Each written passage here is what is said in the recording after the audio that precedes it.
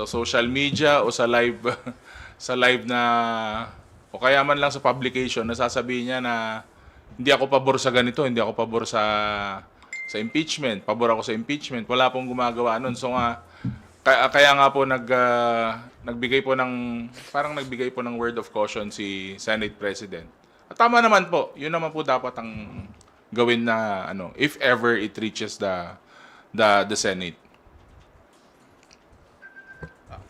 Hingi na lang din po ng reaction sa sinabi po ni VP Sara. Ang sabi po niya, ang Pasko ay panahon ng pagpapatawad, pagmamahal at pagbibigay, forgiving, giving, and loving. Lagi ko pong sinasabi na depende yan sa tao, pero dahil ako ay Vice President, kailangan ko sabihin na yan ang mensahe at ang diwa ng Pasko. Pero kung ako, hindi ako magpapatawad, sabi niya po. Siya po siguro 'yun. Pero kung ako nasa lugar niya, siguro